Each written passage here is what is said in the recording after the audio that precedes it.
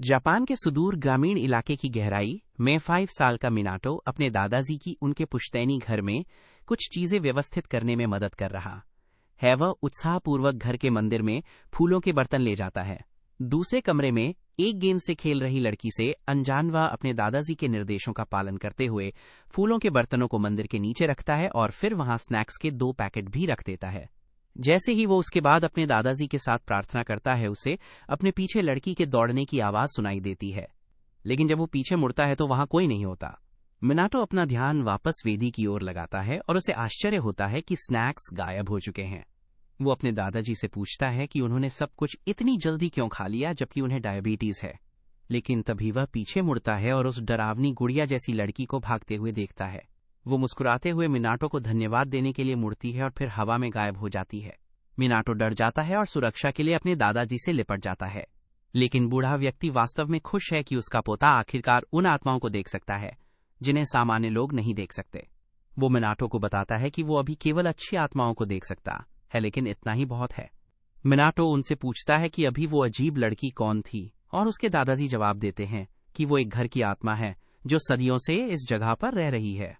बूढ़ा व्यक्ति उससे कहता है कि अगर शरारती आत्मा कभी उसके स्नैक्स चुरा ले तो गुस्सा न हो और इसके बजाय सक्रिय रूप से उसके साथ अपने स्नैक्स साझा करे।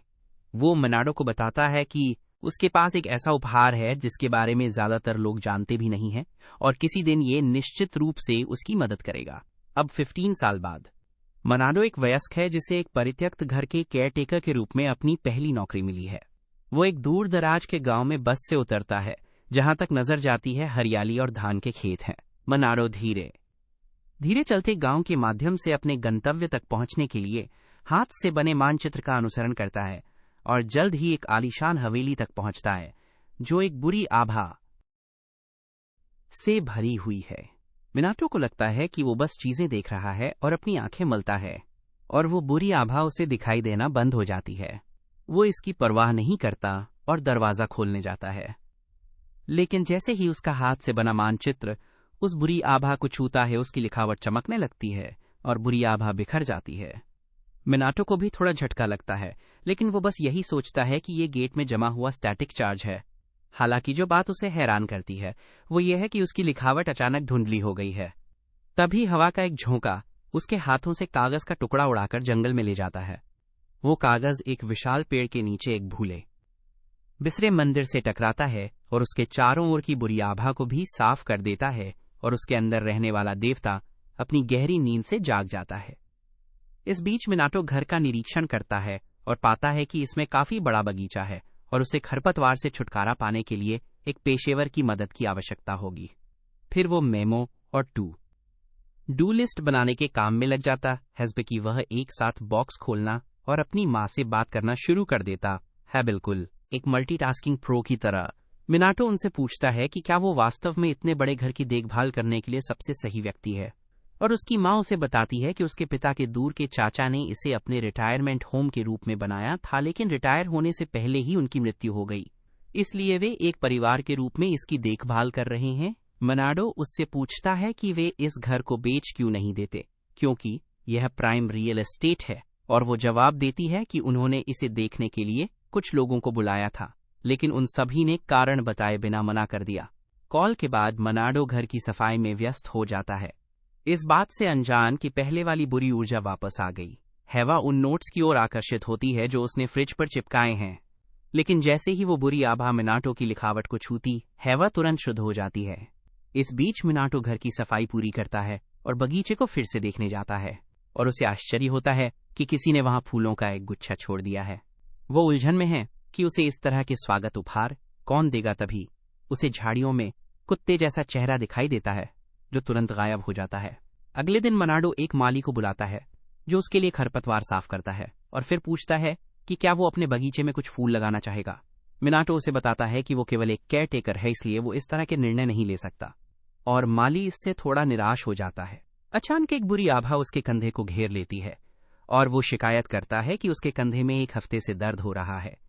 संयोग से मिनाटो की लिखावट वाला एक कागज का टुकड़ा उसी समय उसकी ओर उड़ता है और बुरी ऊर्जा को शुद्ध कर देता है, जिससे माली का दर्द दूर हो जाता है। मनाडो को लगता है कि अजनबियों के सामने इस तरह व्यवहार करने के लिए इस आदमी का कोई पैंच ढीला होगा, लेकिन फिर वो देखता है कि उसकी लिखावट फिर से फीकी पड़ गई है और उसके बरामदे पर एक जंगली जड़ी बूटी रखी हुई है। वो माली से पूछता है कि क्या वो इसे लाया है और वो मना कर देता है, जिससे मनाडो सोचने लगता है कि इस घर में वास्तव में क्या हो रहा है। अगली सुबह से अपने बरामदे पर कुछ जंगली जामुन मिलते हैं और वो अपनी बाड़ पर कुछ कूदते हुए देखता है। यह उसे उस समय की याद दिलाता है जब आत्मा लड़की ने स्नैक्स के लिए धन्यवाद उपहार के रूप में 4 पत्तियों वाला तिपतिया घास छोड़ा था, और उसे एहसास होता है कि क्या हो रहा है। वो अज्ञात आत्मा के लिए कुछ उपहार तैयार करने का निर्णय लेता है और तुरंत वाइन और मिठाइयों की खरीदारी के लिए निकल जाता है। जैसे ही वो उन्हें अपने बरामदे पर सजाता है, वह सोचता है कि क्या आत्मा को ये पसंद आएगा। तभी आत्मा वहां पहुंचती है और स्वादिष्ट सुगंध सूंघने पर वह एक शानदार सफेद कुत्ते के रूप में अपना असली रूप प्रकट करती है। कुत्ता आत्मा मनाडो का अभिवादन करती है, जो एक जानवर को बोलते हुए देखकर घबरा जाता है, लेकिन कुत्ता उस पर आपत्ति जताता है और घोषणा करता है कि वो पास के पहाड़ का देवता यामा है। ये सुनकर मिनाटो तुरंत शांत हो जाता है, क्योंकि जाहिर तौर पर बोलने वाले कुत्ते को खोजने की तुलना में किसी देवता से मिलना अधिक संभव है। यामा इस बात से हैरान है कि मिनाटो एक देवता से मिलने के बारे में कितना बेपरवाह है, लेकिन वो अपने सामने रखी वस्तुओं के बारे में अधिक उत्सुक है। मिनाटो कहता है कि उसने इन्हें उन उपहारों के लिए धन्यवाद देने के लिए खरीदा है जो उसने पहले छोड़े थे, और यामा तुरंत कुछ तले हुए मांस का आनंद लेने लगता है। मिनाटो उससे पूछता है कि क्या वो कुछ वाइन भी लेना चाहेगा, लेकिन यामा उसे बताता है कि वो अभी भी अपनी ताकत वापस पा रहा है, इसलिए आत्मा डॉक्टर ने उसे शराब न पीने के लिए कहा है। मनाडो इसके बजाय उसके लिए कुछ पानी डालता है, और इसे पीने के बाद यामा ने मनाडो को अब तक किए गए हर काम के लिए धन्यवाद दिया। यामा बताता है कि जब वो कमजोर हो गया था तो बुरी आत्माएं ताकतवर हो गईं और उन्होंने पूरे गांव पर कब्जा कर लिया। उन्होंने उसे बांध भी दिया था, लेकिन फिर मनाटो ने सारी बुरी ऊर्जा को शुद्ध कर दिया और उसे मुक्त कर दिया। मनाटो उसे विस्तार से बताने के लिए कहता है और यामा जवाब देता है कि उसकी लिखावट बुराई को दूर भगाती है। अब मनाटो को सब कुछ समझ में आता है, लेकिन तभी माली वापस आता है क्योंकि वो एक औजार भूल गया था। मनाडो घबरा जाता है और सोचता है कि वो अपने साथ इस शानदार बड़े पिल्ले के बारे में कैसे समझाएगा, लेकिन पता चलता है कि मनाडो के अलावा कोई भी यामा को नहीं देख सकता। मनाडो तुरंत देखता है कि यामा का कटोरा खाली है और वो उसे साधारण पानी के बजाय स्पार्कलिंग वाटर देने का फैसला करता है। स्पार्कलिंग वाटर चखने पर यामा को झुनझुनी महसूस होती है और वो उस एहसास को पसंद करता है जो वो बुलबुले वाला पेय उसके शरीर के साथ करता है। जब वो पीता है तो मिनाटो उससे पूछता है कि उसकी लिखावट बुरी आत्माओं से कैसे लड़ सकती है। यामा उससे पूछता है कि क्या कभी किसी ने उसकी लिखावट की प्रशंसा की थी, और उसे याद आता है कि बहुत समय पहले वास्तव में एक अजनबी ने उसकी प्रशंसा की थी। उसने अपने परिवार के हॉट स्प्रिंग व्यवसाय के लिए एक नाम पट्टिका उकेरी थी, क्योंकि ये एक स्कूल असाइनमेंट था। एक दिन एक रहस्यमय ग्राहक ने उससे कहा कि उसकी लिखावट बहुत विशेष है और उसे नाम पट्टिका कभी नहीं हटाने के लिए कहा। उसने मनाटो से अपने घर के लिए और अधिक नाम पट्टिकाएं बनाने का आग्रह किया और यहां तक कि उसके लिए भी एक बनाने का अनुरोध किया। यामा को एहसास होता है कि उस रहस्यमय व्यक्ति में आध्यात्मिक ऊर्जा को देखने की क्षमता रही होगी, और मनाडो जवाब देता है कि उसे उसके शब्दों से इतना प्रोत्साहन मिला कि अब नाम पट्टिकाएं बनाना उसका शौक है। उसने इस घर के लिए भी कुछ बनाई हैं, और यामा उसे तुरंत घर के अगले और पिछले दरवाजों पर लगाने के लिए कहता है। जैसे ही मिनाटो ऐसा करता है, घर के चारों ओर एक शक्तिशाली बाधा बन जाती है। मिनाटो इससे दंग रह जाता है और यामा समझाता है कि ये बाधा किसी भी प्रकार की बुरी ऊर्जा को इस घर के पास आने से रोकेगी। कुछ दिनों बाद यामा स्नैक्स खाने के लिए फिर से मिनाटो के पास आता है। खाते समय वो अचानक चमकने लगता है और मिनाटो सोचता है कि क्या वो पोकेमॉन की तरह विकसित होने वाला है। यामा उसे बताता है कि उसकी शक्ति वापस आ रही है क्योंकि मिनाटो उसे खाना खिलाता है और उसका सम्मान करता है, और मिनाटो उसे और भी चमकाने के लिए सामान्य से अधिक सम्मान देने का फैसला करता है। हालांकि वह उस सारी दिव्य चमक को संभाल नहीं पाता है और यामा से इसे बंद करने के लिए कहता है। उसी समय गांव के दूसरे हिस्से में ओझाओं की एक टीम एक परित्यक्त गोदाम में बुरी आत्माओं के खिलाफ लड़ रही है। उनका नेता अधिकांश बुरी आत्माओं को मिटाने में कामयाब हो जाता है, लेकिन उनमें से एक भाग जाती है और मुख्य गांव की ओर बढ़ जाती है। मुख्य ओझा उसका पीछा करता है और चिंता करता है कि आत्मा मोनाडो पर हमला करेगी क्योंकि वो उसके रास्ते में है।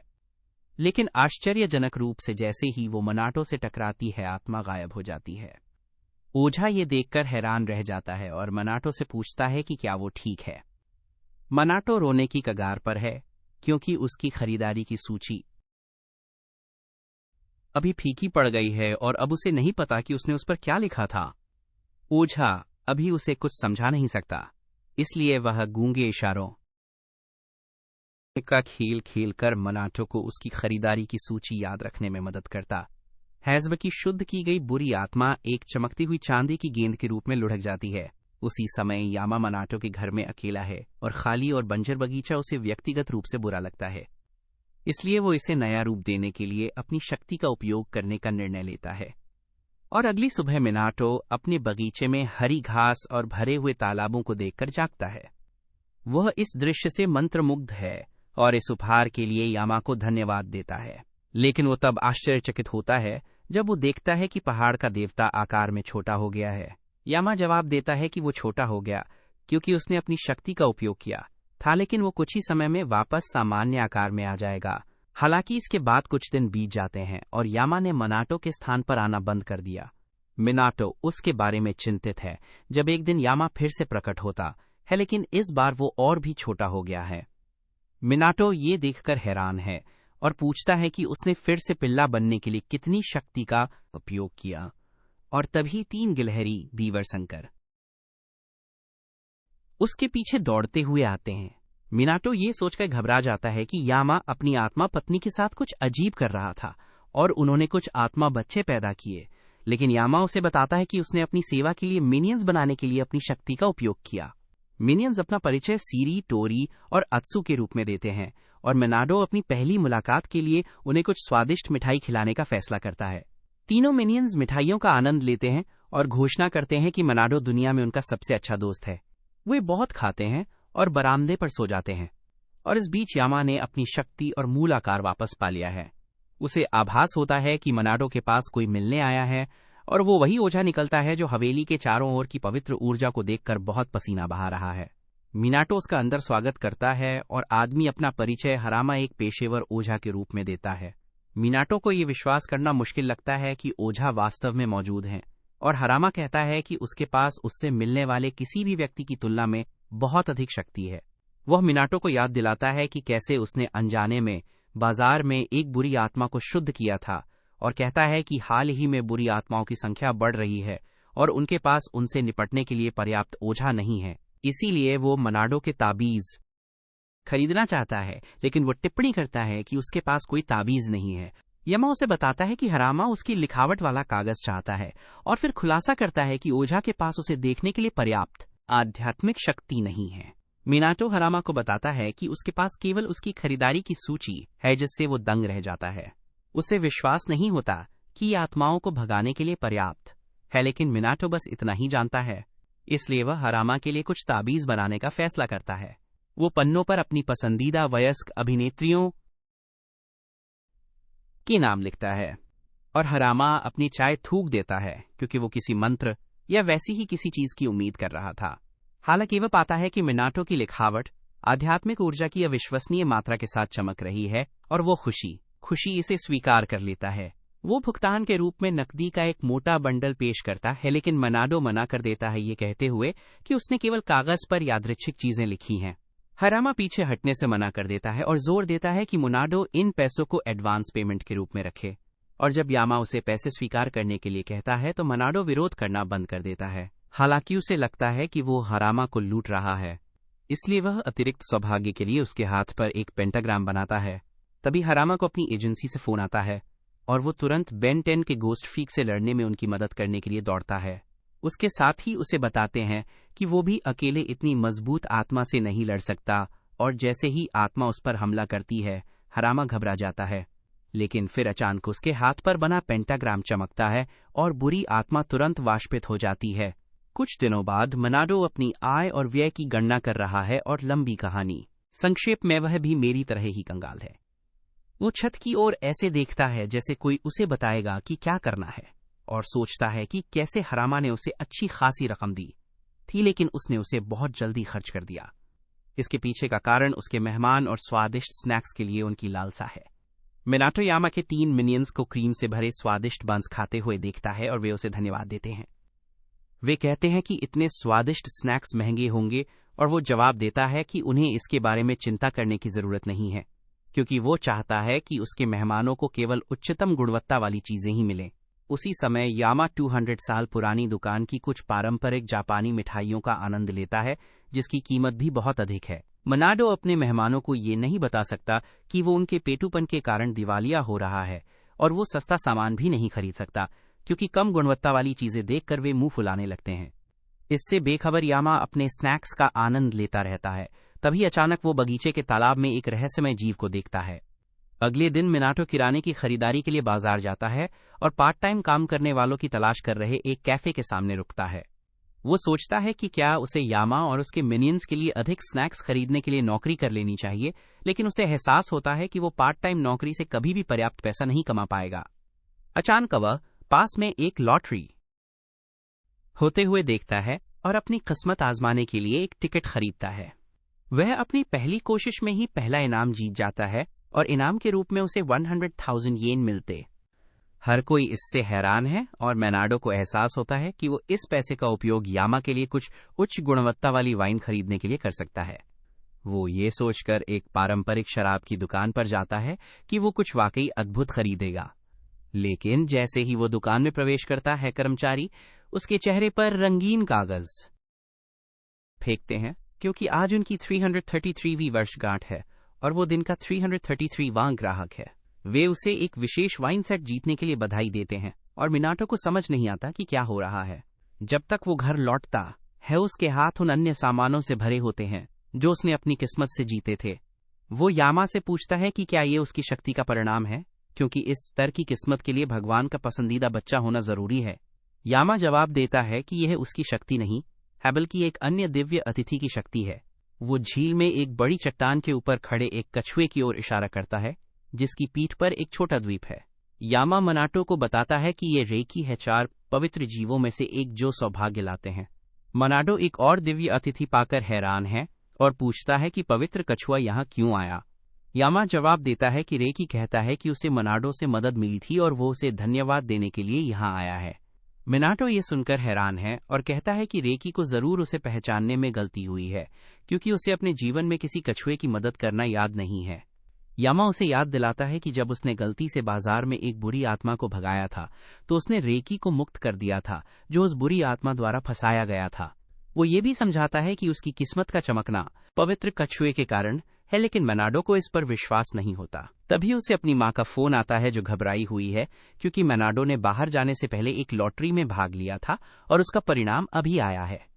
वो उसे बताती है कि उसने 10 लाख येन जीते हैं और मोनाडो को आखिरकार विश्वास हो जाता है कि रेकी उसके लिए जबरदस्त सौभाग्य लाया है। वो भाग्य के देवता को धन्यवाद देने के लिए अपने घुटनों के बल बैठ जाता है और यामा कहता है कि रेकी उसके तालाब में रहना चाहता है। मिनाटो यामा से पूछता है कि क्या उसे इससे कोई आपत्ति है, क्योंकि वो यहाँ पहले आया था, और पहाड़ का देवता जवाब देता है कि ये मोनाडो का बगीचा है और वही इसका निर्णय ले सकता है। मिनाटो को अपने साथ भाग्य के देवता को रखने में कोई समस्या नहीं है और वह उस विशेष शराब के साथ रेकी का स्वागत करने का निर्णय लेता है जो उसने पहले जीती थी। जैसे ही कछुआ शराब की बोतल देखता है, वह बिजली की गति से मिनाटो के ठीक बगल में प्रकट हो जाता है, जो उसके लिए शराब डालता है। रेकी उसका आनंद लेना शुरू कर देता है और अद्भुत पेय के लिए मिनाटो को धन्यवाद देने के लिए वह उसे कुछ विशेष बीज उपहार में देता है। मिनाटो उन्हें पाकर खुश है और उन्हें अपने बगीचे में लगाने का फैसला करता है। यामा उसे चेतावनी देता है कि पौधे काफी ऊंचे होंगे, इसलिए उसे एक खुला क्षेत्र चुनना चाहिए, और मिनाटो वैसा ही करता है। एक बार जब वो बीज बो देता है तो वो यामा से पूछता है कि वे किस तरह के बीज थे, और पहाड़ का देवता इस मूर्ख पर हैरान रह जाता है कि उसने ये सवाल पहले क्यों नहीं पूछा। यह उस व्यक्ति की ओर से कहना बड़ी बात है जो सवाल का जवाब देने से इनकार करता है और मिनाटो को बताता है कि पौधा बढ़ने पर उसे पता चल जाएगा। अगले दिन मिनाटो यामा के लिए कुछ स्नैक्स बाहर लाता है। तभी उसे एक अजीब आवाज सुनाई देती है जो पूछती है कि क्या उन्हें भी कुछ मिल सकता है। वो ऊपर देखता है और अपने दरवाजे के सामने एक बैंगनी बौने और एक लाल बौने को उल्टा लटका हुआ पाता है। मिनाटो उन्हें देखकर घबरा जाता है, लेकिन यामा उसे शांत रहने के लिए कहता है क्योंकि ये लोग उसके पुराने दोस्त हैं। वह उनका परिचय बिजली के देवता रान और हवा के देवता फुजिन के रूप में कराता है, और मिनाटो उनके बारे में सब जानता है क्योंकि वे जापानी लोक कथाओं में प्रसिद्ध हैं। वो यामा से पूछता है कि क्या ये दो प्यारे बौने पौराणिक देवता हैं, और वो इसकी पुष्टि करता है। मिनाटो उनका स्वागत करता है और उन्हें कुछ कुकीज खिलाता है, लेकिन तभी यामा के मिनियंस वहां आ जाते हैं और वे गुस्सा हो जाते हैं क्योंकि वे कुकीज उनके लिए थीं। रान और फुजान उनसे शांत रहने को कहते हैं क्योंकि वे उनके पिता के दोस्त हैं। यामा उनसे पूछता है कि वे यहाँ क्यों आए, और वे जवाब देते हैं कि उन्होंने सुना था कि ये जगह काफी आरामदायक है, इसलिए वे इसे देखने आए और निराश नहीं हुए। उसके बाद वे रेकी को शराब पीते हुए देखते हैं और मिनाटो उनसे पूछता है कि क्या वे भी पीना चाहेंगे। दोनों देवता खुशी प्रस्ताव स्वीकार कर लेते हैं और कुछ बोतलें पीने के बाद वे पूरी तरह संतुष्ट हो जाते हैं। फुजिन स्नैक्स और ड्रिंक्स के लिए मिनाटो को अपनी शक्ति का उपयोग करने देकर धन्यवाद देने का फैसला करता है। वो अपनी उंगलियां चटकाता है और अचानक मिनाटो के चारों ओर हवा का एक तेज झोंका घूमने लगता है। वो इससे चकित हो जाता है और सोचता है कि क्या हो रहा है। तो फुजान समझाता है कि अब वो हवा की शक्ति का उपयोग कर सकता है। वह उसे इसे आजमाने के लिए कहता है और यामा का एक मिनियन लक्ष्य के रूप में एक पत्ता पकड़ता है, जबकि वरिष्ठ देवता उसे हवा बनाने की कल्पना करने के लिए कहते हैं। मिनाटो वैसा ही करता है जैसा बताया गया था और जल्द ही वो एक मंद हवा बनाने में सक्षम हो जाता है जो पत्ते को हिला सकती है। मिनाटो महाशक्तियां पाकर बहुत खुश है, लेकिन फुजन और यामा उसे बताते हैं कि ये तो बस शुरुआत है और उसे मजबूत बनने के लिए अभ्यास करने की जरूरत है। मिनाटो कहता है कि वो ऐसा करेगा और इस क्षमता का उपयोग अपने बगीचे से सूखे पत्तों को साफ करने के लिए करेगा, और देवताओं को समझ नहीं आता कि वे इसके बारे में कैसा महसूस करें। दूसरी ओर हरामा ओझाओं का वन पंच मैन बन गया है, जिसका श्रेय मिनाटो द्वारा उसके हाथ पर बनाए गए पेंटाग्राम को जाता है। उसने पेंटाग्राम की शक्ति का उपयोग जारी रखने के लिए दिनों से अपना हाथ नहीं धोया है, लेकिन अब ये मिटने वाला है। हरामा को अभी भी विश्वास नहीं हो रहा है कि मिनाटो इतना प्रभावी कुछ बनाने में कितना शक्तिशाली है। तभी अचानक उसे दूसरे ओझा की चीखें सुनाई देती हैं। वो एक आदमी को दीवार से सटा हुआ पाता है, जबकि एक भयानक भूत राक्षस उस पर हमला करने की कोशिश कर रहा है।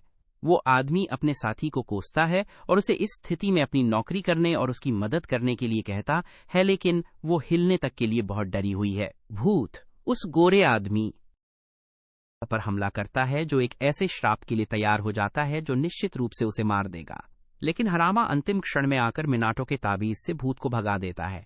गोरा आदमी अकीजो इसे नोटिस करता है और मिशन खत्म होने के बाद वह अपने साथी को हरामा के उन शॉपिंग मेमोज के बारे में सब कुछ बताने का आदेश देता है जिसने उसे अचानक क्षेत्र का सबसे अच्छा ओझा बना दिया है। वो जवाब देती है कि वो केवल इतना जानती है कि हरामा को वे नोट्स हाल ही में किसी से मिले हैं, और अकीजो उसका कॉलर पकड़ लेता है और उसे एक बेकार आलसी कहता है। वह महिला उस गोरे कमीने को वहीं चोट पहुंचाने का फैसला करती है जहां दर्द होता है और उससे पूछती है कि क्या वो हरामा से जल रहा है, क्योंकि वो स्पष्ट रूप से उससे बेहतर है। यह अकीजो को गुस्सा दिला देता है और महिला भागने के लिए इस मौके का इस्तेमाल करती है। अकीजो अकेला रह जाता है और वो हरामा को कोसते हुए कसम खाता है कि वो चाहे जो हो जाए उससे कभी नहीं हारेगा। मिनाटो के घर में एक हल्की बारिश समाप्त होती है और वो पाता है कि उसका बगीचा इससे पूरी तरह अप्रभावित है। यामा उसे बताता है कि ये स्पष्ट रूप से इसलिए है क्योंकि उसका बगीचा अब एक पवित्र भूमि है और प्राकृतिक घटनाएं इसे प्रभावित नहीं करेंगी। मिनाटो ये सुनकर प्रभावित होता है और फिर उसकी नजर रेकी पर पड़ती है जो बगीचे में एक छोटे से पौधे को घूर रहा है। मिनाटो को एहसास होता है कि ये वही जगह है जहां उसने कल बीज बोया था और आज वो इतना बड़ा हो गया है। मिनाटो पेड़ के बारे में उत्सुक है और यामा उसे बताता है कि ये कैम्फर ट्री है, जिसे जापानी में कुसेने नोई पेड़ भी कहा जाता है, जो संयोग से मिनाटो का पारिवारिक नाम है। यामा कहता है कि इस पवित्र भूमि में ये एक पवित्र वृक्ष है, लेकिन मिनाटो को इसके बारे में विवरण नहीं पता है। वो बस इतना जानता है कि पेड़ों को बढ़ने के लिए पोषण और पानी की जरूरत होती है, और वो बारिश होने के बावजूद तुरंत उसे एक उपकरण की तरह पानी दे देता है। अगले दिन मिनाटो को उसकी माँ द्वारा भेजी गई कुछ सामग्री मिलती है और यामा पूछता है कि जब वो एक हाइकिंग जैकेट देखता है तो क्या वो कुछ लंबी पैदल यात्रा पर जाने की योजना बना रहा है। मिनाटो जवाब देता है कि वो यामा के पहाड़ पर चढ़ना चाहता है और उसके समर्पित मंदिर में उसे सम्मान देना चाहता है। यामा उसे चेतावनी देता है कि उसके पहाड़ पर चढ़ना आसान नहीं होगा, लेकिन मिनाटो ने अपना सामान तैयार कर लिया है। यामा ये सोचकर भावुक हो जाता है कि कैसे अतीत में लोग नियमित रूप से मंदिर के दर्शन करने आते थे, लेकिन अब वहां कोई नहीं आता। वो मनाडो को बताता है कि उसके मिनियंस उसका मार्गदर्शन करेंगे, और अगले दिन वह पहाड़ पर चढ़ना शुरू करता है, जो उतना ही कठिन है जितना कि यामा ने उसे चेतावनी दी थी। मनाडो एक छोटे लकड़ी के मंदिर तक पहुंचने के लिए नदियों और गुफाओं को पार करते हुए मिनियंस का पीछा करता है। वो तुरंत इसे साफ करने की तैयारी शुरू कर देता है और मिनियंस उसकी मदद करते हैं और उसे बताते हैं कि यामा इसे देखकर बहुत खुश होगा। एक बार जब वे सफाई पूरी कर लेते हैं तो वे एक साथ कुछ स्नैक्स खाते हैं। तभी अचानक हवा में एक भयानक चीख गूंजती है। मिनियंस उसके स्रोत की ओर आगे उड़ते हैं और अनजान मनाडो उनके पीछे हो लेता है। वो उन्हें एक काले कोहरे का सामना करते हुए पाता है, जो एक शक्तिशाली बुरी आत्मा का रूप ले लेता है। आत्मा मिनियंस में से एक पर हमला करती है, जो उड़कर मनाडो की बाहों की सुरक्षा में आ जाता है। बुरी आत्मा को देखकर मनाडो हैरान रह जाता है और मिनियंस उससे पूछते हैं कि क्या वो देख नहीं सकता कि ये पूरा क्षेत्र बुरी ऊर्जा से भरा हुआ है। वो जवाब देता है कि वह एक आशावादी है, इसलिए वो केवल अच्छी चीजें देख सकता है, लेकिन अगर वो इस बुरी आत्मा को देख पा रहा है तो ये वास्तव में बहुत शक्तिशाली होगी। मिनियंस उससे तंग आने लगते हैं और वे मनाडो से पूछते हैं कि क्या उसके पास उसका नोटपैड है, क्योंकि इस लड़ाई को जीतने के लिए उन्हें बस इतना ही चाहिए। मनाडो तुरंत अपने नोटपैड में कुछ लिखता है और सावधानी से बुरी आत्मा के पास पहुंचता है, लेकिन वो उसका सीधे सामना करने के लिए बहुत डरा हुआ है। अचानक उसे एक विचार आता है और वो अपने नोटपैड के पन्ने फाड़ देता है और उन्हें हवा में फेंक देता है।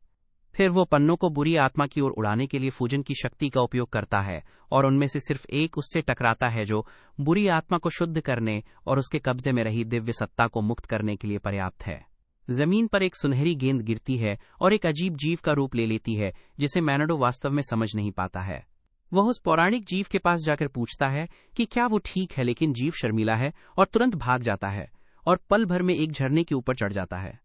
मिनाटो खुश है कि वो जरूरत के समय किसी की मदद कर सका और घर लौट आता है। अगले दिन यामा उसे अपने मंदिर की सफाई के लिए धन्यवाद देता है और मनाडो जवाब देता है कि कोई बड़ी बात नहीं थी। फिर वो उससे उस आत्मा के बारे में पूछता है जिसे उसने जंगल में बचाया था, और यामा जवाब देता है कि वो जल्द ही उनके बारे में जान जाएगा। मनाडो फिर कैम्फर ट्री पर ध्यान केंद्रित करता है, जो बढ़ना बंद हो गया। हैवले ही वो पिछले कुछ दिनों में बहुत जल्दी बढ़ा था।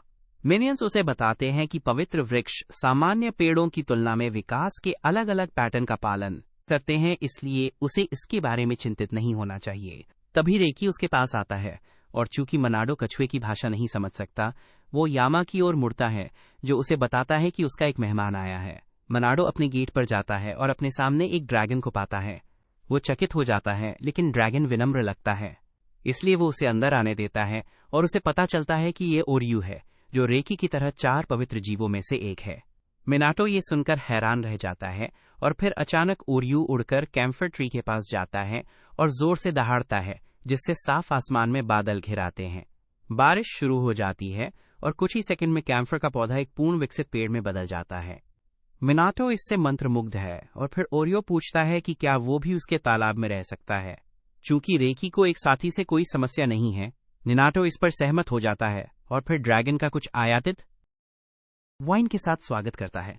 जब वे आनंद ले रहे होते हैं तो यामा खुलासा करता है कि रेकी एक बुरी आत्मा के कब्जे में था और हरामा ने उसे मनाडो के पेंटाग्राम की शक्ति का उपयोग करके मुक्त किया था। यही कारण है कि वह उसे धन्यवाद देने के लिए यहाँ आया है। मिनाटो ये सुनकर हैरान रह जाता है। तभी उसकी डोरबेल बजती है और मेहमान हरामा निकलता है, जो यहाँ ताबीज के एक और बैच के लिए आया है। मनाडो उसे शॉपिंग मेमोज देता है और जब भी हरामा उससे मिलने आता है, शानदार मिठाइयाँ लाने के लिए उसे धन्यवाद देता है।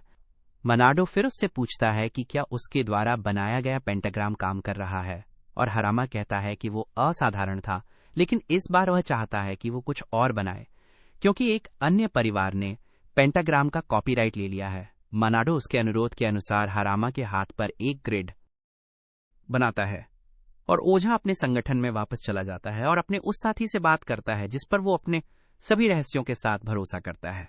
बूढ़ा व्यक्ति उसे बताता है कि मनाडो की शक्ति वास्तव में अद्भुत है, लेकिन हरामा को इसे गुप्त रखने की जरूरत है, वरना वे एक नागरिक को जोखिम में डाल देंगे। हालांकि वह नहीं जानता कि कीजो ने पहले ही अपनी चाल चलनी शुरू कर दी है और वो बाजार में मनाडो से टकराता है ताकि उसकी पीठ पर एक ताबीज चिपका सके, जिससे वो उसे ट्रैक कर सके। कुछ दिनों बाद मनाडो अपने नोट्स पर काम कर रहा है, क्योंकि वे अभी उसकी आय का मुख्य स्रोत हैं। वो विभिन्न प्रकार के पेन आजमाता है और पाता है वो ब्रश स्टाइल पेन उसके हाथ में सबसे अच्छे लगते हैं। इस बीच यामा उस पर और घर के बाहर तैर रही कागज की गुड़िया पर कड़ी नजर रखता है, क्योंकि वो पवित्र भूमि में प्रवेश नहीं कर सकती। मिनाटो को इसके बारे में कुछ नहीं पता। भले ही कुछ दिन पहले हरामा ने उसे खतरों के बारे में चेतावनी देने के लिए उससे मुलाकात की थी। उसने मिनाटो से पूछा था कि क्या उसके साथ कुछ अजीब हो रहा है, जैसे कि कोई अहंकारी आदमी उसके घर आया हो। मिनाटो ने जवाब दिया कि ऐसा कुछ नहीं हुआ, और हरामा ने उसे अकीजो के बारे में बताया जो हमेशा उससे जलता रहा है, और जब से उसने नए ताबीज देखे हैं वो और भी अधिक आक्रामक हो गया है। हरामा ने मिनाटो को बताया कि अकीजो लोगों की जासूसी करने के लिए कागज की गुड़ियों का इस्तेमाल करता है और उसे सावधान रहने की चेतावनी दी, लेकिन मिनाटो इसके बारे में सब कुछ भूल गया लगता है। भाग्य से यामा उसके साथ है और वो अकीजो को मिनाटो के बारे में किसी भी तरह की जानकारी प्राप्त करने से रोकने के लिए उसकी कागज की गुड़िया को नष्ट करने के लिए अपनी शक्तियों का उपयोग करता है। उस दिन बाद में मिनाटो शॉपिंग लिस्ट लिखने में व्यस्त है और यामा उसके साथ मैगजीन पढ़ रहा है। वो ये देखकर हैरान है कि एक लोकप्रिय मिठाई की दुकान नियमित स्मूथ पेस्ट के बजाय चंकी रेड बीन पेस्ट का उपयोग करने जा रही है और घोषणा करता है कि ये एक अपराध होना चाहिए। मिनाटो को एहसास होता है कि वो इस दुकान पर काफी बार जाता है और वो इस बार यामा को अपने साथ ले जाने का फैसला करता है। वो अपने साथ एक दिव्य भेड़िए के होने को लेकर थोड़ा सचेत है, लेकिन यामा उसे शांत रहने के लिए कहता है, क्योंकि केवल दुर्लभ से दुर्लभ इंसान ही उसे देख सकते हैं। हालांकि अन्य लोग भी हैं जो उसे सूंघ सकते हैं, जैसे कि एक स्कूली छात्रा या एक धार्मिक नानी जो यामा की उपस्थिति महसूस करते ही प्रार्थना करना शुरू कर देती है। इससे मिनाटो को एहसास होता है कि शायद शुद्ध हृदय वाले लोग यामा को महसूस कर सकते हैं। उसे अचानक एक विचार आता है और वो मिठाई की दुकान पर जाने से पहले एक मिट्टी के बर्तनों की दुकान पर जाता है। वहां वह यामा के लिए एक प्राचीन कप खरीदता है, क्योंकि सच में एक देवता को कुत्ते के कटोरे में पिलाना एक अपमान है। इसके बाद वह कहता है कि वे एक तकिया खरीदेंगे, और भले ही यामा दावा करता है कि वह एक अल्फा है जिसे नरम चीजें पसंद नहीं है, वह तकिए का अनुभव करते ही तुरंत एक पिल्ले की तरह व्यवहार करना शुरू कर देता है। हालांकि उसके आकार का कोई तकिया नहीं है, इसलिए मिनाटो एक कस्टम तकिया ऑर्डर करने का फैसला करता है। उसके साथ वे अंततः मिठाई की दुकान की ओर बढ़ते हैं, जहां मिनाटो देखता है कि पुराना दुकानदार वास्तव में स्वस्थ दिख रहा है और उसके काले घेरे गायब हो गए हैं। यामा मिनाटो से इस आदमी को चंकी बीन पेस्ट का उपयोग न करने के लिए कहने के लिए कहता है, लेकिन वो सीधे ऐसा नहीं कह सकता। इस बीच दुकानदार छोटी मोटी बातें शुरू करता है और मिनाटो से पूछता है कि क्या वो पहाड़ पर गया था। मिनाटो पुष्टि करता है और दुकानदार फुसफुसाते हुए पूछता है कि क्या वो वहां पवित्र कुत्ते से मिला था। यामा इस पर आपत्ति जताता है, क्योंकि वो एक भेड़िया है, और मिनाटो बूढ़े आदमी को बताता है कि उसने कोई पवित्र कुत्ता नहीं देखा है। वो उसे पूरी बात बताने के लिए कहता है, और दुकानदार कहता है कि बहुत समय पहले जब वो सिर्फ एक रोता हुआ बच्चा थावा पहाड़ों में खो गया था, उसे वहां एक मंदिर मिला जिसके चारों ओर चमकती रोशनी तैर रही थी, और तभी एक विशाल सफेद कुत्ता उसके सामने कूद गया। दुकानदार डर गया और भाग गया, लेकिन यामा उसके पीछे पीछे आया, और जब भी वो गलत दिशा में जाता वह उस पर भौंकता और दहाड़ता, और इससे पहले कि वो जान पाता वह वापस सड़क पर आ गया था। बूढ़ा आदमी कहता है कि पवित्र कुत्ते ने उसे घर पहुंचने में मदद की, और उस दिन से वह कभी कभी उसके लिए स्नैक्स छोड़ने जाता है।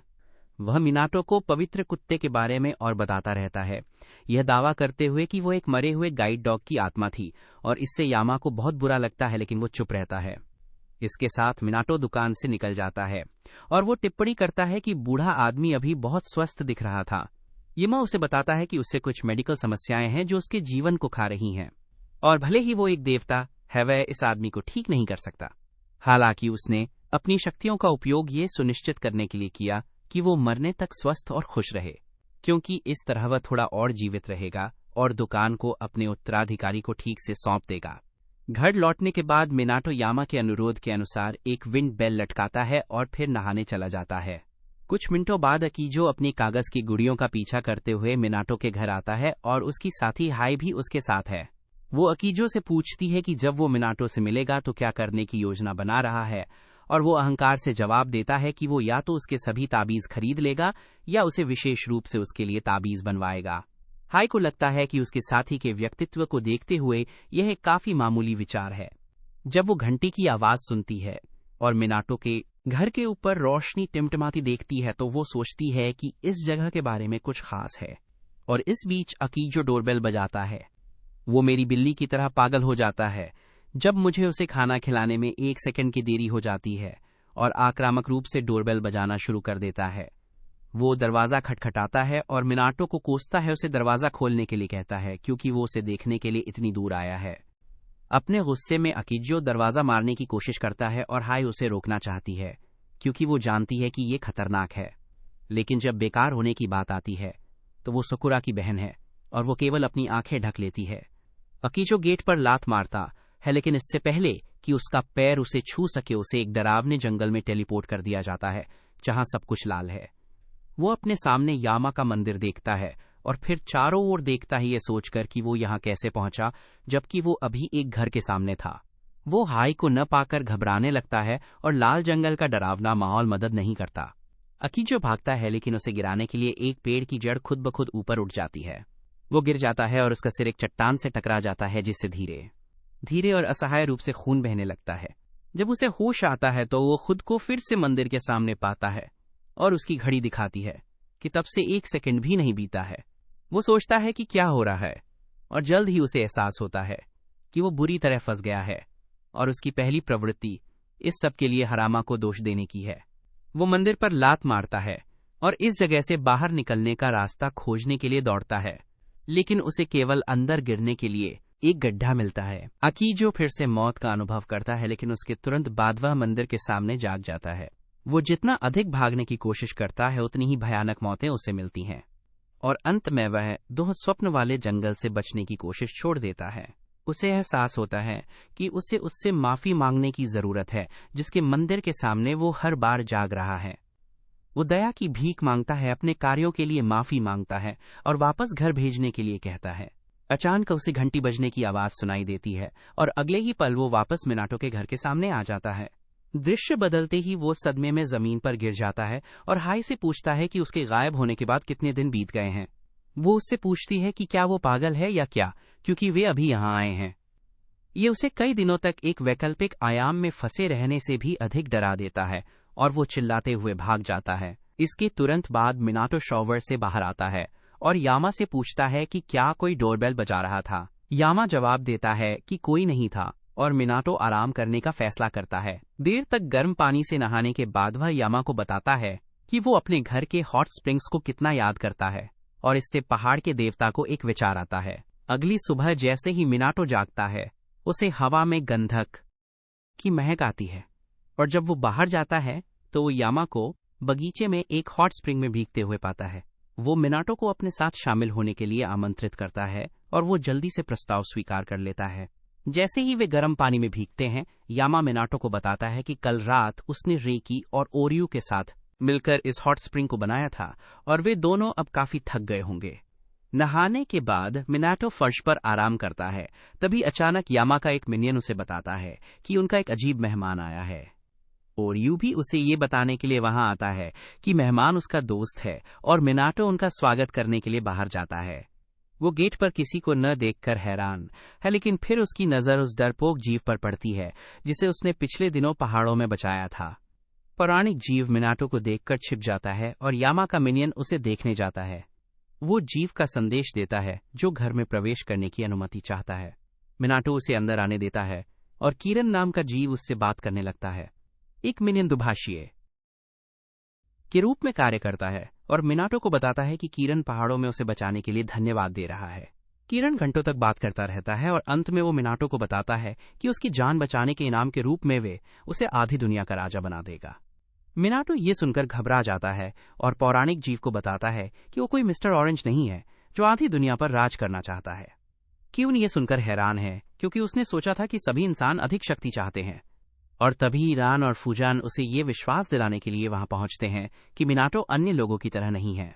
मिनाटो उन्हें अपना हॉट स्प्रिंग उपयोग करने देकर उनकी मदद के लिए धन्यवाद देता है और फिर टिप्पणी करता है कि वे पहले से बड़े हो गए हैं। देवता उसे बताते हैं कि ऐसा इसलिए है क्योंकि मिनाटो उन्हें स्वीकार करता है और उनका सम्मान करता है, जिससे उन्हें अपने वास्तविक रूप में लौटने में मदद मिल रही है। फूजान फिर अपने बैग से एक बड़ी टूना मछली निकालता है और इसे महीन टुकड़ों में काटने के लिए अपनी शक्तियों का उपयोग करता है और रान उन सभी को इकट्ठा करता है। मिनियंस इससे वास्तव में प्रभावित होते हैं और वे मिनाटो से पूछते हैं कि क्या वो भी ऐसा कर सकता है। वो हकलाते हुए कहता है कि वो एक दिन इसे करने में सक्षम होगा। और फुजिन ये देखने का फैसला करता है कि उसकी शक्तियां कितनी मजबूत हैं। वो सबसे पहले मिनाटो से उसका नियंत्रण देखने के लिए अपनी शक्ति से यामा के फर को सहलाने के लिए कहता है। हालांकि मिनाटो जल्द ही नियंत्रण खो देता है और यामा छींकता है, लेकिन उसे हवा के साथ मालिश करना जारी रखने के लिए कहता है। फुजिन कहता है कि मिनाटो खुद को पीछे खींचता हुआ प्रतीत होता है क्योंकि वो अपनी शक्ति से लोगों को चोट पहुंचाने से डरता है। तभी उसे उसकी मां का एक टेक्स्ट मिलता है जिसमें उसे बताया गया है कि उनके घर की सभी नाम पट्टिकाएं टूट गई हैं और उन्हें तत्काल बदलने की आवश्यकता है। मिनाटो तुरंत नई नाम पट्टिकाएं बनाना शुरू कर देता है और यामा से पूछता है, क्या ये अजीब नहीं है कि उसके घर की नाम पट्टिकाएं नियमित रूप से टूटती रहती हैं?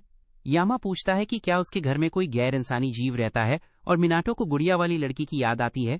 यामा कहता है कि आत्मा नाम पट्टिकाओं को ये बताने के लिए तोड़ रही होगी कि उनकी आध्यात्मिक शक्ति समाप्त हो गई है। मिनाटो का मानना है कि ऐसा ही होगा और कहता है कि वो तुरंत नाम पट्टिकाएं भेज देगा। वो यामा से पूछता है कि क्या वो सामान्य से कुछ बेहतर बना सकता है और वो पुष्टि करता है कि उसे और भी मजबूत नाम पट्टिकाएं बनाने के लिए अपनी क्षमताओं में सुधार करने की आवश्यकता है।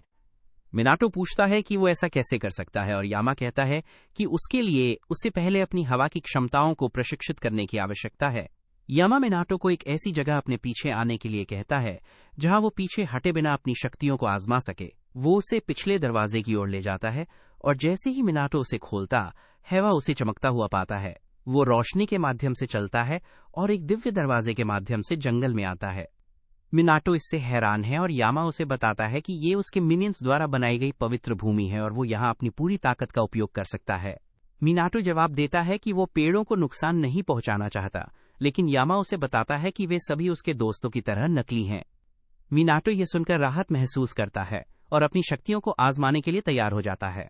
और उसी समय कीरन घर आता है। वो मिनाटो को नहीं पाता है, इसलिए वो वहां एक उपहार छोड़ने का फैसला करता है जो कि एक डूरियन फल है और हर कोई जानता है कि इसकी गंध एक कमजोर मरे हुए आवारा के अंडरवियर जैसी होती है। कीरन अपना उपहार छोड़ता है और निकल जाता है, लेकिन तभी रेकी और ओरियो तालाब से बाहर आते हैं और उस दुर्गंधयुक्त फल को दूर फेंक देते हैं। कीरन उसे पकड़ लेता है और पूछता है कि वे क्या कर रहे हैं और दोनों पवित्र जीव उसे बताते हैं कि जब घर का मालिक दूर हो तो उसे यहाँ दुर्गंधयुक्त कचरा नहीं लाना चाहिए। कीरन जवाब देता है कि ये बहुत स्वादिष्ट भोजन है और वे इसे सिर्फ इसलिए नहीं फेंक सकते क्योंकि उन्हें ये पसंद नहीं है। वापस नकली जंगल में मिनाटो अपनी पूरी शक्ति का उपयोग करता है जिससे शक्तिशाली हवाएं चलती हैं जो पेड़ों को हिला देती हैं। हालांकि वह इसे लंबे समय तक जारी नहीं रख पाता है और जल्द ही गिर जाता है। यामा उसे वापस घर ले आता है और एक बार जब मिनाटो को होश आ जाता है तो वो फैसला करता है कि उसे मजबूत बनने के लिए और अधिक कठिन प्रशिक्षण लेने की आवश्यकता है। वो अपने घर के लिए नई नाम पट्टिकाएं उकेरते हुए नकली जंगल में प्रशिक्षण जारी रखता है और यामा देख सकता है कि उनमें अधिक आध्यात्मिक शक्ति है। अब कुछ दिनों बाद मिनाटो फुजान की शक्तियों का उपयोग करने में बहुत बेहतर हो गया है। अब वो नियंत्रण कर सकता है उसकी स्थिति के बारे में। चश्मा लगाने वाला ओझा जवाब देता है कि उसे इस बार एक बहुत ही शक्तिशाली और दुष्ट आत्मा को भगाने के लिए उसकी मदद की जरूरत है क्योंकि उसके संघ के सभी ओझा मिलकर भी इसे नहीं कर सकते। वो बताता है कि कुछ हफ्ते पहले एक शापित गुड़िया को शुद्ध करने के लिए एक मंदिर में लाया गया था, लेकिन वे उसके अंदर की दुष्ट आत्मा को मिटाने में विफल रहे। वो आत्मा तेजी से शक्तिशाली होती गई और उसने पूरे मंदिर पर कब्जा कर लिया और अब उसके चारों ओर इतनी घनी दुष्ट आभा है कि ओझा उसके पास भी नहीं जा सकते। मैनाडो कहता है कि वो उसकी मदद करने के लिए बस कुछ नए नोट्स लिख सकता है, लेकिन हरामा बताता है कि समस्या उससे कहीं ज्यादा गंभीर है। शापित मंदिर एक दूसरे आयाम के अंदर है और वे वहां तक नहीं पहुंच सकते। हालांकि वह जानता है कि मनाडो कोई साधारण आदमी नहीं है क्योंकि वो इस तरह के एक पवित्र स्थान पर रहता है। वो ये भी जानता है कि मनाडो देवताओं और दिव्य आत्माओं को देख सकता है और उनसे बात कर सकता है और ये बात उसे हैरान कर देती है। यमा ये सुनकर खुश नहीं है क्योंकि उसे लगता है कि हरामा अपनी मिशन को पूरा करने के लिए उसकी शक्तियों का उपयोग करना चाहता है। वो आग बबूला हो जाता है और उस पर दहाड़ता है, उसे अपनी औकात में रहने के लिए कहता है और हरामा डर के मारे कांपने लगता है, भले ही वो वास्तव में यामा को देख नहीं सकता। मिनिंग्स यामा को शांत करने में मदद करते हैं और मिनाटो ये छिपाना बंद करने का फैसला करता है कि वो देवताओं से बात कर सकता है। वह यामा से पूछता है कि क्या वे उसकी मदद से दूसरे आयाम में प्रवेश कर सकते हैं और वो पुष्टि करता है कि वो मदद करने के लिए तैयार है, लेकिन उसकी एक शर्त है और वो शर्त कुछ आलीशान पारंपरिक मिठाइयां खाना है। हरामा उसे निराश नहीं करता है और वो सबसे अच्छी मिठाइयाँ खरीदता है जो वो खरीद सकता है, जो यामा का दिल जीतने के लिए काफी है। वो मेनाटो से दूसरे आयाम में प्रवेश करने के लिए तैयार होने को कहता है, लेकिन ये स्पष्ट कर देता है कि वो साथ नहीं आएगा। इसके बजाय वह चाहता है कि उसके मिनियंस मेनाडो का नेतृत्व करें और उसे उनके प्रशिक्षण का परिणाम दिखाएं। मिनियंस भी ऐसा करने के लिए उत्सुक हैं और मेनाडो दुष्ट आत्मा के खिलाफ उपयोग करने के लिए एक पर्ची तैयार करता है। वो घर को यामा और अन्य दिव्य जीवों के भरोसे छोड़ देता है, लेकिन उसे ये एहसास नहीं होता कि कब पवित्र कैम्फर ट्री का एक पत्ता उसकी हुडी में फंस गया है। मिनाटो और मिनियंस उस शहर की ओर जाते हैं जहां वे ओझाओं से मिल सकते हैं और दूसरे आयाम का प्रवेश द्वार खोज सकते हैं। वो ओझा मुख्यालय के नक्शे का पालन करता है, लेकिन मिनियंस का ध्यान ताज़ा बने हुए एप्पल पाई की ओर भटक जाता है। इसलिए मेनाडो पहले उन्हें ट्रीट देने का फैसला करता है। जैसे ही वे पाई खा रहे होते हैं, उनके सामने कौओं का एक झुंड दिखाई देता है और उन पर चिल्लाने लगता है। मिनाटो को एहसास होता है कि वे उन्हें रास्ता दिखाने के लिए यहाँ हैं और वो तुरंत कौओं का पीछा करते हुए एक परित्यक्त क्षेत्र में पहुंच जाता है जहां भ्रष्ट मंदिर स्थित है। दुष्ट आभा इतनी घनी है कि उसे मेनाटो भी देख सकता है और मिनियंस उसे सावधान रहने की चेतावनी देते हैं। वो हरामा को ये सूचित करने के लिए कॉल करता है कि वो सामने के गेट पर है और वो जवाब देता है कि वो अन्य ओझाओं के साथ पीछे के गेट पर है। तभी हरामा के साथ ही दुष्ट आभा को साफ करने के लिए कुछ शक्तिशाली ताबीज फेंकती है, लेकिन वे बिना कुछ किए बस गायब हो जाते हैं। हरामा मेनाडो को चेतावनी देता है कि उसे यहाँ खुद पर ज्यादा दबाव नहीं डालना चाहिए और अगर उसे लगता है कि उसकी जान को खतरा है तो उसे तुरंत भाग जाना चाहिए, क्योंकि ये उसकी जिम्मेदारी नहीं है। मिनाटो जवाब देता है कि वह अपना सर्वश्रेष्ठ प्रदर्शन करेगा और दरवाजा खोलने की कोशिश करता है, लेकिन उसे एक झटका लगता है जो उसे पीछे धकेल देता है। मिनियंस उसे बताते हैं कि वे उसकी मदद करेंगे और वे अपनी दिव्य ऊर्जा के साथ दरवाजे को धक्का देकर उसे उस दूसरे आयाम के लिए खोलते हैं जो द्वेष और दुष्ट ऊर्जा से भरा है। मिनाटो अंदर दौड़ता है और उसे एक डरावना दिखने वाला मंदिर मिलता है और मिनियंस उसे बताते हैं कि सारे भ्रष्टाचार का स्रोत अंदर ही है। अचानक बहुत सारी दुष्ट आत्माएं उसकी ओर उड़ती हुई आती हैं और मिनाटो समय रहते एक नोट निकाल लेता है जिससे वे सब दूर उड़ जाती हैं। जैसे ही दुष्ट आत्माएं गायब होती हैं, जिन गुड़ियों पर उन्होंने कब्जा कर रखा था वे जमीन पर गिर जाती हैं। मिनियंस तय करते हैं कि वे मिनाटो को सारा काम अकेले नहीं करने दे सकते और जब अगली लहर हमला करती है तो वे उन्हें ढेर कर देते हैं। मिनियंस में से एक वास्तव में बहुत उत्साहित हो जाता है और जब उसके दोस्त उसे सतर्क रहने के लिए कहते हैं तो वह उनकी बात नहीं सुनता। अचानक एक गुड़िया जिसे पूरी तरह से शुद्ध नहीं किया गया था उस पर हमला कर देती है, लेकिन सौभाग्य से उसके दोस्त गुड़िया के बाल खींचने और उसे मुक्त करने में कामयाब हो जाते हैं। मिनाटो ये देखकर खुश है कि वे सभी सुरक्षित हैं, लेकिन तभी दुष्ट आत्माओं का बॉस खुद बाहर आता है। हर किसी को एहसास होता है कि ये दुष्ट आत्मा कितनी शक्तिशाली है और फिर ये अचानक आसमान की ओर उड़ जाती है। दुष्ट आत्मा एक जोरदार चीख निकालती है और मेनाडो लड़ाई को जल्दी खत्म करने का फैसला करता है। वो हवा में बहुत सारे मैमो फेंकता है और फिर अपनी हवा की शक्तियों का उपयोग करके उन्हें दुष्ट आत्मा की ओर मारता है, लेकिन वो खतरे को भांप लेती है और ताबीज को फाड़ने और मिनियंस को दूर फेंकने के लिए अपने बालों का उपयोग करती है। मेनाडो उनके लिए चिंतित है, लेकिन तभी दुष्ट आत्मा उसे पकड़ लेती है और उसे अपने बालों से पूरी तरह घेर लेती है। जैसे ही बाल उसके चारों ओर कसने लगते हैं, मिनाटो को डर लगता है कि वो कुचला जाएगा और अपने संकट की घड़ी में वह यामा को पुकारता है जो दूसरे आयाम से भी उसकी आवाज सुन लेता है। अचानक मिनियंस मिनाटो के करीब आते हैं और उसे चिंता न करने के लिए कहते हैं, क्योंकि वे उसे मुक्त कर देंगे। वे अपने शरीर के माध्यम से यामा की शक्ति का संचार करते हैं और उसकी दहाड़ भी जो दुष्ट आत्मा को जबरदस्त नुकसान पहुंचाती है और उसे स्थिर कर देती है। मिनाटो अब स्वतंत्र है और वो तुरंत दुष्ट आत्मा को शुद्ध करने का निर्णय लेता है। वो सीधे गुड़िया पर लिखता है और उसके अंदर की दुष्ट आत्मा दूर भाग जाती है। वो खुश है कि सब कुछ खत्म हो गया है, लेकिन मिनियंस उसे बताते हैं कि मंदिर के अंदर अभी भी बहुत सारी दुष्ट ऊर्जा है। मेनाडो अंदर जाता है और उसे दुष्ट ऊर्जा में फंसी हुई एक गोलाकार चीज मिलती है। मिनियंस उसे बताते हैं कि ये एक पहाड़ी देवता है जो दुष्ट शक्तियों द्वारा भ्रष्ट हो गया था और वो बहुत दर्द में है। वे कहते हैं कि अगर वे उसे शुद्ध कर सकते हैं तो समस्या पूरी तरह से हल हो जाएगी और मेनाडो काम पर लग जाता है। वो अपनी जेबें टटोलता है, लेकिन वहां अब और ताबीज नहीं है, लेकिन सौभाग्य से वह अपना नोटपैड साथ लाया है। वो पहाड़ी देवता की आत्मा को शुद्ध करने के लिए एक दर्जन ताबीज बनाता है, लेकिन लिखावट बिना किसी प्रभाव के फीकी पड़ जाती है। अचानक मंदिर कांपने लगता है क्योंकि वो वैकल्पिक आयाम बिखर रहा है और मिनियंस में से एक मनाटो की हुडी के अंदर गिर जाता है। वहां उसे एक पत्ता मिलता है और वो उत्साहपूर्वक मनाटो को बताता है कि वो इसका उपयोग कर सकता है। मनाटो को एहसास होता है कि यह पवित्र कैम्फर ट्री का पत्ता है और इसमें किसी भी चीज से अधिक शक्ति होनी चाहिए। वो तुरंत पत्ते पर लिखना शुरू कर देता है। भले ही उसकी आध्यात्मिक शक्ति लगभग समाप्त हो गई है, वह पत्ते पर अपना पारिवारिक नाम लिखता है और भ्रष्ट पहाड़ी देवता पर इसकी शक्ति का उपयोग करता है, और सौभाग्य से यह उस पर कब्जा करने वाली दुष्ट ऊर्जा को शुद्ध करने के लिए पर्याप्त है। पहाड़ी देवता मुक्त हो जाता है और मनाडो उस ऑर्ब को उठा लेता है, लेकिन तभी वैकल्पिक आयाम ढहने लगता है। मिनाटो ऑर्ब को अपने बैग के अंदर रखता है और बाहर भागता है, लेकिन वैकल्पिक आयाम से बाहर निकलने के लिए पर्याप्त समय नहीं लगता है। मिनियंस घबरा जाते हैं और कहते हैं कि अगर वे समय रहते इस आयाम से बाहर नहीं निकल पाए तो वे गायब हो जाएंगे।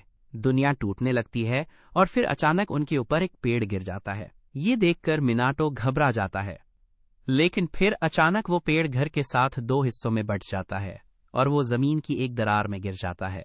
जब वो जागता है तो मिनाटो खुद को पृथ्वी पर नष्ट हुए मंदिर के सामने पाता है और वो सोचता है कि वो यहाँ कैसे पहुंचा।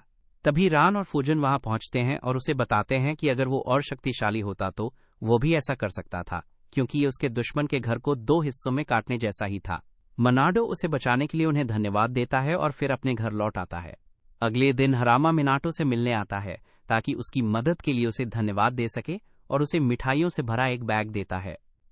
मनाडो उसे बारबेक्यू पार्टी में शामिल होने के लिए कहता है, लेकिन हरामा मना कर देता है क्योंकि उसे पिछली बार यामा के गुस्से से डर लगा था।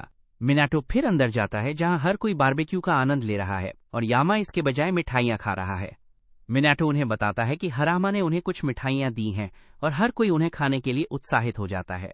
रेकी और ओरियो पीने में व्यस्त हैं, जबकि रान और फूजान हॉट स्प्रिंग्स में भीग रहे हैं। मिनाटो उनके आनंद लेने के लिए कुछ ठंडी शराब लाता है, जबकि वे गर्म स्नान का आनंद लेते हैं और कीरन दूर से उन्हें दबे पांव देखता है। मिनाटो उसे नोटिस करता है और कहता है कि उसके पास बियर भी है और डरपोक पवित्र जीव आखिरकार हिम्मत जुटाता है, क्योंकि कोई भी आत्मसम्मान वाला व्यक्ति बियर को मना नहीं करता। वो उपहार के रूप में मनाडो की ओर एक डूरियन फल लुढ़काता है और वो जिज्ञासावश उसे उठा लेता है। हालांकि रेकी तभी वहां प्रकट होता है और अपनी पूरी शक्ति से फल को दूर फेंक देता है। कीरन को इससे दुख होता है और रेकी उसे बताता है कि उसने पहले ही कहा था कि एक पवित्र भूमि के अंदर ऐसा कचरा ना लाएं। कीरन चिल्लाता है कि ये डूरियन है एक सम्मानजनक फल और उसे वापस उसकी ओर मारता है।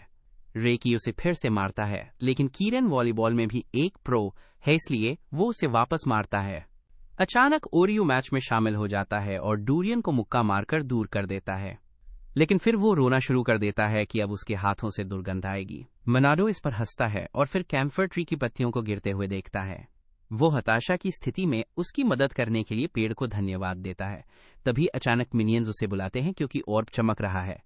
ये अचानक एक चूजे में बदल जाता है और यामा उसे बताता है कि ये 4 पवित्र जीवों में से अंतिम है, फीनिक्स। मिनाटी फीनिक्स को देखकर खुश है और अपने घर में उसका स्वागत करता है, और फीनिक्स भी वहां आके बहुत खुश है।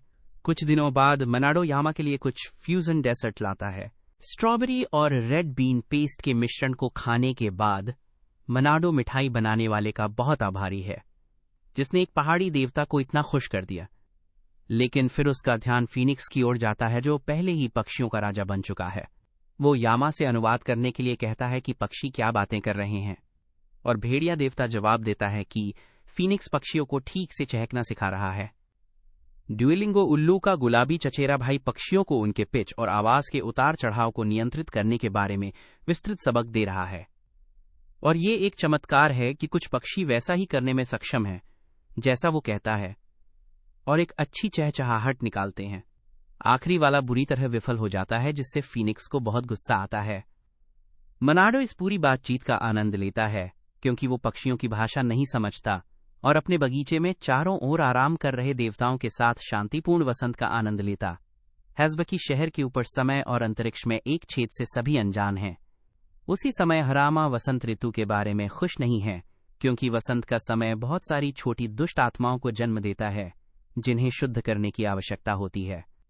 वो अपनी साथी के साथ काम करता है, जो एक शार्क और एक पेंगुइन को बुलाती है, जो दुष्ट आत्माओं को खाते हैं।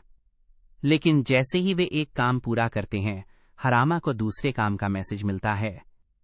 अगले दिन मनाडो खरीदारी करने जाता है और जैसे ही वो घर लौटने वाला होता है हर कोई उस पर बहुत ध्यान देने लगता है।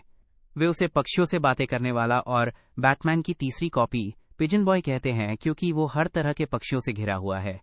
मिनाटो इससे घबरा जाता है और तुरंत उस इलाके से जाने का फैसला करता है। वो फीनिक्स को बताता है कि जब भी वे एक साथ बाहर जाते हैं तो ऐसा ही होता है और छोटा पक्षी इसकी पुष्टि करता है। तभी मिनाटो स्थानीय माली से मिलता है जिसने बगीचे की बाड़ को डरावने चेहरे वाले मस्कट में बदल दिया है। मिनाटो उसका अभिवादन करता है और इस बाड़ को इतना अजीब बनाने के पीछे का कारण पूछता है और माली जवाब देता है कि घर के मालिक ने उसे अपनी रचनात्मकता दिखाने के लिए कहा था। फिर वो टिप्पणी करता है कि जब से उसने मिनाटो के बगीचे में काम किया है वह बहुत जोश में है और शारीरिक रूप से भी उसे पहले से बेहतर महसूस हो रहा है। अचानक बूतरों का एक झुंड घास की मूर्तियों पर बैठ जाता है और इससे पहले कि कबूतर माली की कड़ी मेहनत को गंदा करें मिनाटो वहां से भाग जाता है।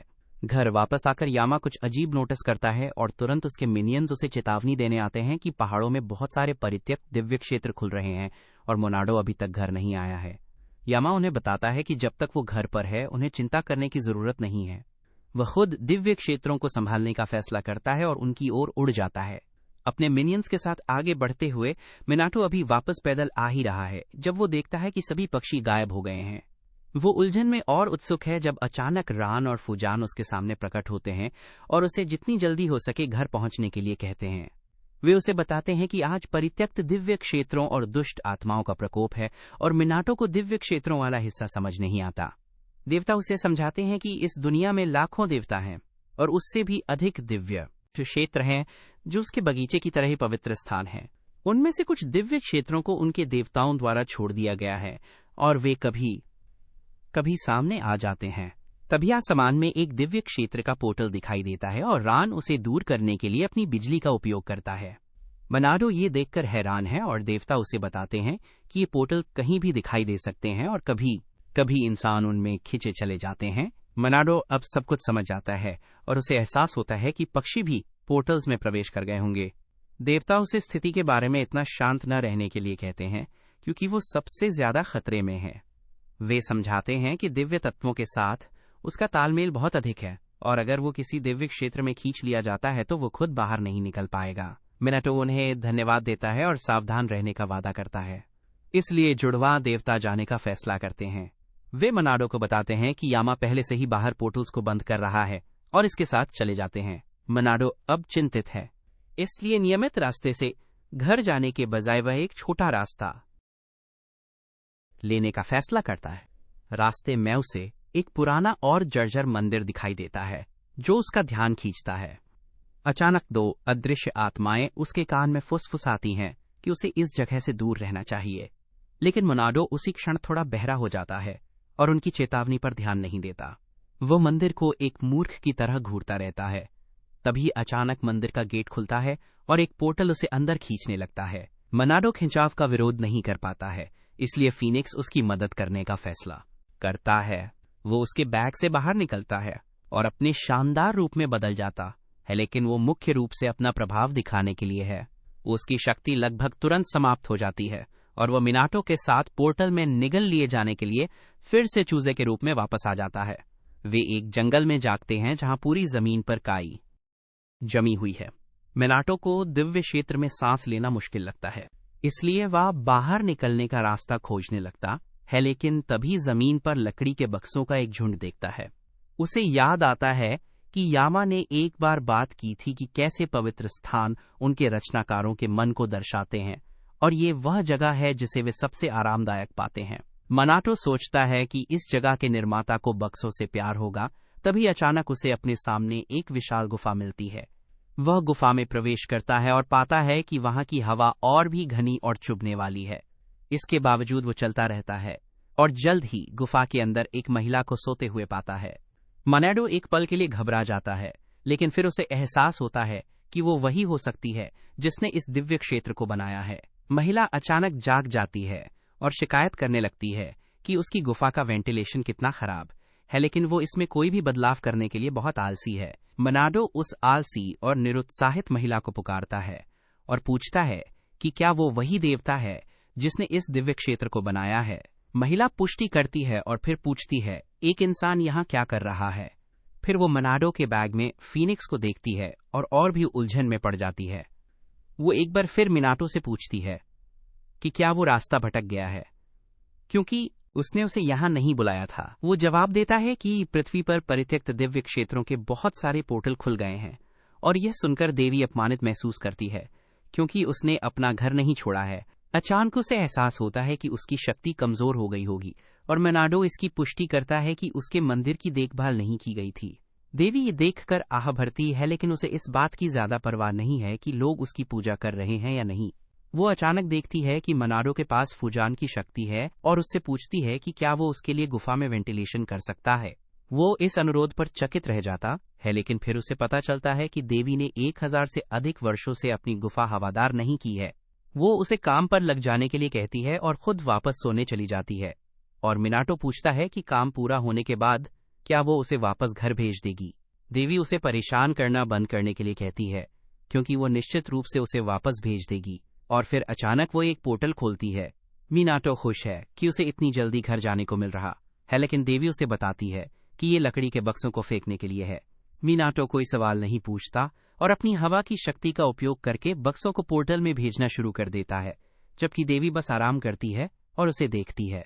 उसी समय यामा और उसके मिनियंस उन परित्यक्त दिव्य क्षेत्रों को साफ कर रहे हैं जो आसमान में खुल रहे हैं।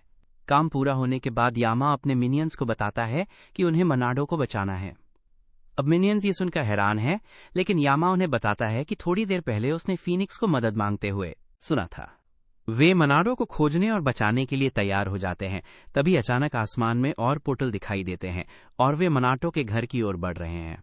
यामा सोचता है कि इन सभी से जल्दी निपटना मुश्किल होगा, लेकिन सौभाग्य से फूजन और रान तभी प्रकट होते हैं और अपनी शक्ति से पोर्टल्स को नष्ट कर देते हैं। वे अपनी मदद की पेशकश करते हैं और यामा उन्हें टीम में पाकर खुश है। जुड़वा देवता उसे बताते हैं कि अगर वो चाहे तो ब्रेक ले सकता है, लेकिन यामा इसके बजाय अपना जलवा दिखाता है और एक ही दहाड़ से बहुत सारे पोर्टल्स को नष्ट कर देता है। इस बीच गुफा में मिनाटो सभी बक्सों को पोर्टल में डालना खत्म करता है और देवी उससे खुश है। हालांकि गुफा की वायु गुणवत्ता के बारे में उसकी मुख्य शिकायत अभी भी अनसुलझी है। मनाडो के पास इसका एक त्वरित समाधान है और वो गुफा के अंदर जमा हुई गंदी हवा को दूर करने के लिए अपने बगीचे से कुछ कैम्फर के पत्तों का उपयोग करता है। देवी इससे वास्तव में प्रभावित होती है और मनाडो से पूछती है कि वे पत्ते क्या थे। वो उसे अपने बगीचे के पवित्र कैम्फर ट्री के बारे में बताता है और वो पूछती है कि क्या वो हर समय उन पत्तों को अपने साथ रखता है। वो पुष्टि करता है कि पत्तों ने थोड़ी देर पहले उसकी जान बचाई थी, इसलिए वो उन्हें हमेशा अपने पास रखता है। देवी उत्साहपूर्वक पूछती है कि क्या उसके पास और पत्ते हैं, क्योंकि वो उन्हें चाहती है और वो खुशी उन्हें दे देता है। देवी एक पत्ते की तेज सुगंध सूंघती है और फिर मनाडो को उसके काम के लिए अपनी शक्तियां देकर धन्यवाद देने का फैसला करती है। इससे पहले कि वो सुझाव पर कोई जवाब दे पाता, देवी मिनाटो के सिर की ओर अपनी उंगली इशारा करती है और वायरलेस तरीके से अपनी शक्ति उसे स्थानांतरित कर देती है। मनाडो उससे पूछता है, ये किस तरह की शक्ति है? और देवी जवाब देती है कि ये चीजों को सील करने की शक्ति है। वो समझाती है कि उसकी शक्ति उन चीजों को सील कर सकती है जिन्हें देखा नहीं जा सकता, जैसे कि नकारात्मक भावनाएं, परेशान करने वाली इच्छाएं, लौकिक शक्तियां और बाकी सब। वो कहती है कि उसकी शक्ति का उपयोग करके वह इस तरह की चीजों को अपनी पसंद की किसी भी चीज में सील कर सकता है। मिनाटो को आखिरकार समझ आता है कि वे सभी लकड़ी के बक्से किस लिए थे, और देवी पुष्टि करती है कि लोग अपनी नकारात्मक भावनाओं या इच्छाओं को सील करने के लिए उससे प्रार्थना करते हैं, इसलिए वह उन्हें लकड़ी के बक्सों में बंद कर देती है। वो मिनाटो को बताती है कि उसे लकड़ी के बक्सों का उपयोग करने की आवश्यकता नहीं है और वो किसी भी चीज का उपयोग कर सकता है जो उसे सुविधाजनक लगे।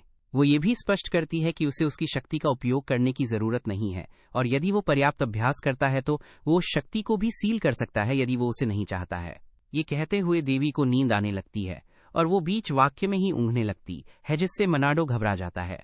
वो देवी को जगाने की कोशिश करता है क्योंकि उसे बाहर निकलने का रास्ता खोजना है, लेकिन वो उसकी मदद करने के लिए पहले से ही गहरी नींद में है। मिनाटो सोचता है कि क्या एक सोए हुए देवता को जबरदस्ती जगाना अच्छा विचार है। तभी अचानक उसे यामा के मिनियंस की आवाज सुनाई देती है जो एक सफेद पोर्टल से बाहर निकलते हैं। वो उन्हें देखकर खुश हो जाता है और पोर्टल का उपयोग करके जल्दी से दिव्य क्षेत्र से बाहर निकल जाता है। मिनियंस उसे बचाने में इतना समय लेने के लिए माफी मांगते हैं क्योंकि वे बहुत व्यस्त थे। वे कहते हैं कि मिनाटो बहुत तनाव में रहा होगा और वो जवाब देता है कि वो एक बहुत पुराने देवता के साथ था जो आलसी और निरुत्साहित थी। वो मिनियंस को बताता है कि उसने उसे चीजों को सील करने की शक्ति दी है और वे जवाब देते हैं कि वो निश्चित रूप से अमातेरासु रही होगी। ये सुनकर मिनाटो के होश उड़ जाते हैं क्योंकि अमातेरासु सूर्य देवी हैंजापानी पौराणिक कथाओं के मुख्य देवताओं में से एक और उसने कभी उनकी कल्पना ऐसी नहीं की थी। खैर वे घर वापस चलते हैं और मनाडो मिनियन से पूछता है कि उन्होंने उसे कैसे ढूंढा। वे उसे बताते हैं कि फीनिक्स की चीख ने उन्हें उनके आखिरी स्थान का अंदाजा दे दिया था और मिनाटो अब समझ जाता है कि वो सिर्फ दिखावे के लिए सुपर साइन नहीं बना था। मिनियंस उसे बताते हैं कि हवा की आत्माओं को भी धन्यवाद देना चाहिए क्योंकि उन्होंने उन्हें यहां तक पहुंचाया। मिनाटो इससे उलझन में है, इसलिए मिनियंस उससे पूछते हैं कि क्या उसने दिव्य क्षेत्र के अंदर खींचे जाने से पहले कुछ नहीं सुना था। उसे अब खतरे के बारे में चेतावनी देने वाली आवाजें स्पष्ट रूप से याद आती हैं और मिनियंस कहते हैं कि उसके लिए अभी उन्हें नोटिस करना मुश्किल हो सकता है, लेकिन उसे ध्यान केंद्रित करने की जरूरत है और वो उन्हें स्पष्ट रूप से देख पाएगा। मिनाटो उनकी सलाह मानता है और जितना हो सके उतना ध्यान केंद्रित करता है। वो हवा की आत्माओं की आवाजें सुन सकता है जो उसे बता रही हैं कि वे खुश हैं कि वो बच गया। वो अभी भी उन्हें देख नहीं सकता, लेकिन वो दिव्य क्षेत्र से लौटने में मदद करने के लिए हवा की आत्माओं को धन्यवाद देता है। जल्द ही मिनाटो सभी के लिए कुछ मिठाइयों के साथ घर पहुंचता है और वो ये देखकर चकित रह जाता है कि यामा अपनी सारी शक्ति का उपयोग करने के बाद अपने पिल्ले वाले रूप में वापस आ गया है। वह दावा करता है कि यदि वो वे मिठाइयां खाता है जो मिनाटो लाया है तो वो कुछ ही समय में अपने शानदार रूप में पहुंच जाएगा। मिनाटो टिप्पणी करता है कि जब वो छोटा होता है तो वो वास्तव में प्यारा लगता है और वो अभी अन्य देवताओं के साथ खेलने के लिए बिल्कुल सही आकार का है। हालांकि यामा ये सुनकर खुश नहीं है और वो मिनाटो को बताता है कि वो एक सम्मानित पहाड़ी देवता है, न कि कोई पिल्ला। लेकिन यहीं पर ये वीडियो समाप्त होता है। चैनल को लाइक और सब्सक्राइब करना न भूलें। देखने के लिए धन्यवाद और मैं आपसे बाद में मिलूंगा।